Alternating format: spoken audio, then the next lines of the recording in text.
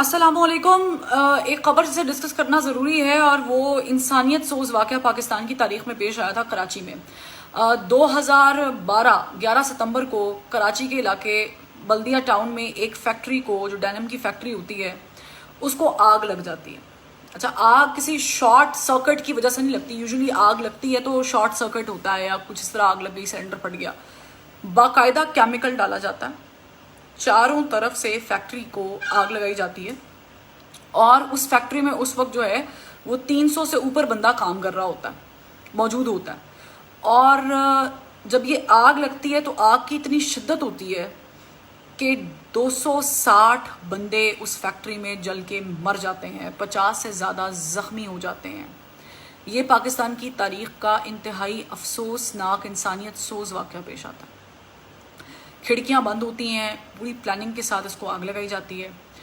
अच्छा, इसकी FIR दर्ज होती है। जो मालिकान होते हैं पहले तो उनके खिलाफ ही FIR दर्ज करा दी जाती है, फिर ज़ाहिर है कि वो उसके बाद अपने आप को ज़मानत मिलती है उनको और उसके बाद वो दुबई चले जाते हैं, फिर अपना बयान भी वहाँ कलम बंद कराते हैं। 2012 में ये वाक़या पेश आया और 2015 में जाके जब इसकी इन्वेस्टिगेशन होती है तो पता चलता है कि उस वाक़े के अंदर 2 अफराद, बल्कि 3 अफराद हैं वैसे तो, उसमें MQM के एक हमाद सिद्दीकी साहब हैं। उसके अलावा जो MQM के फ्रंट मैन जिन्हें कहा जाता है वो रहमान भोला के नाम से मशहूर है, और इसके साथ साथ एक और शख्स जिसे हम ज़ुबैर चिरिया बोलते हैं, ज़ुबैर चिरिया का नाम भी शामिल है। तो 2015 में जो है वो ये एक फ़ैसला आता है, जब इन्वेस्टिगेशन होती है, सारे गवाहान, सबूत और 400 से ज़ायद अफराद के बयानात कलम बंद किए जाते हैं, सबूत इकट्ठे किए जाते हैं और ये सारा कुछ होता है। तो 2015 में सिंध हाई कोर्ट केस का फ़ैसला जो है वो सुनाती है और इसको हुक्म देती है कि 1 साल में निपटा दिया जाए, जिस पर ज़ाहिर GIT बनती है। GIT इन्वेस्टिगेट करती है तो ये बात सामने आती है कि ये वाक़या नहीं था बल्कि एक सोची समझी साजिश थी। साजिश कैसे थी कि आपको पता है कि कराची के अंदर भत्ता माफिया सरगर्म रहा है और इसमें मैं कोई वो करने वाली बात नहीं है। इसमें एक जमात का नाम हमेशा से सामने, वो मैं नहीं कह रही हूँ, ये मुस्तफ़ा कमाल साहब ने भी उस पर भी आएंगे, प्रेस कॉन्फ्रेंस में खुद माना है कि हम भत्ता तो ले सकते हैं, हमारी जमात का एक ऐसा पास्ट रहा है। तो भत्ता मांगा जाता है उस फैक्ट्री मालिकान से, क्योंकि ये कल्चर रहा है, गोली बंद करके दे दो, बोरी बंद लाश फेंक दो, कॉल्स करो, धमकाओ, तो 20 करोड़ रुपए का भत्ता मांगा जाता है। जब भत्ता नहीं मिलता तो कहीं से ये हुक्म आता है कि जनाब आप फैक्ट्री को आग लगा दें। और ये दोनों जो रहमान भोला है और ज़ुबैर चिरिया, ये जो है ये फैक्ट्री को आग लगा देते हैं और 260 से ज़ायद बंदा जो है मुतासर होता है, 260 बंदा जल के मर जाता है। और फिर इस केस में आप हमारे अदलिया का भी अंदाज़ा लगाएं, इंसाफ के तकाजे का, कि इतना सुस्त चलता है, सुस्त रफ्तारी से।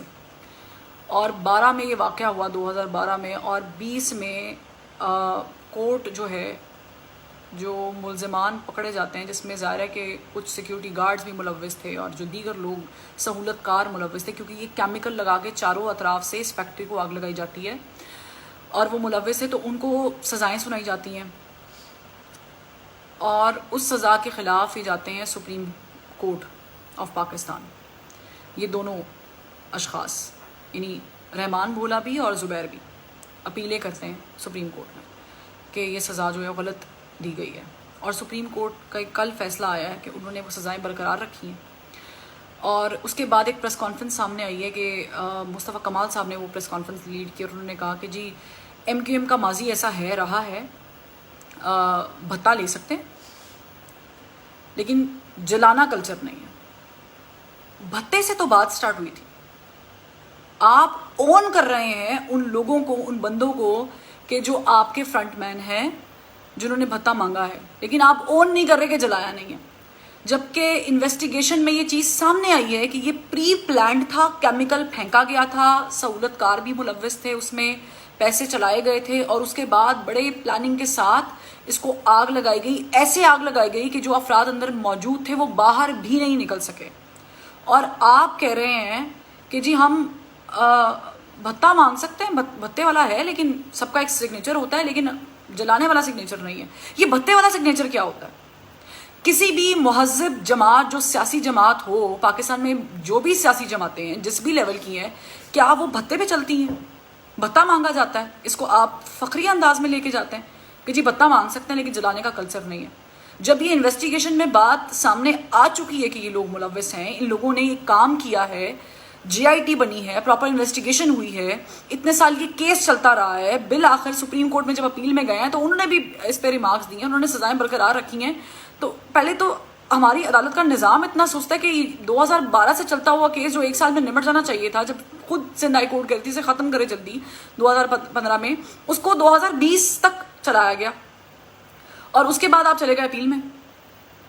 مطلب افسوس کی بات ہے، اگر ایم کیو ایم کے رہنما یہ کہہ رہے ہیں، افسوس کی بات ہے، انتہائی افسوس کی بات ہے، کیسی پالیٹکس کی جا رہی ہے یا کیسا بیان کیا جا رہا ہے۔ آپ اون کر تو رہے ہیں ان لوگوں کو، آپ کہہ رہے ہیں کہ اگر مالکان سے آرڈر ملے تھے تو ان کو، قیادت کو پکڑیں، آپ یہ مان رہے ہیں کہ اگر ہیں تو پکڑیں۔ آپ کسی کے بیٹے کو جلا چکے، کسی کا بھائی مر گیا، کسی کا شوہر مر گیا، اور وہ بیچارے غریب مزدور، اس میں 9ویں جماعت کا ایک طالب علم مر گیا، جل کے مر گیا، کہ جس کو یہ بھی روم نہیں ملا کہ وہ کسی کھڑکی یا دروازے سے باہر نکل پاتا۔ اور آج بھی فیصلہ آیا ہے تو آپ کہہ رہے ہیں کہ جی بھتہ ہو سکتا ہے۔ Amazing. This is not the Pakistan that we expect.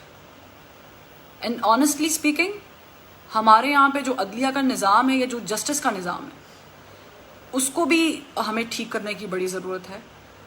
چونکہ ہم ماشاءاللہ آلریڈی 60,000 کیسز ہمارے پینڈنگ ہیں اب تو سپریم کورٹ میں، پہلے 54-55 تھے، اب وہ ریشیو 2-3 مہینوں میں 60,000 پہ چلی گئی ہے۔ لیکن یہ پاکستان کی تاریخ کا سیاہ دن تھا، 11 ستمبر 2012، اور اسے کسی طور بھی جسٹیفائیڈ نہیں کیا جا سکتا، جسٹیفائی نہیں کیا جا سکتا کہ بھتہ ٹھیک ہے، جلایا نہیں ہے تو جلایا بھی بھتہ نہ دینے پہ تھا۔ جو 20 کروڑ روپیہ مانگا گیا تھا بھتہ، وہ نہ دینے پہ ہی سارا کچھ کیا گیا تھا۔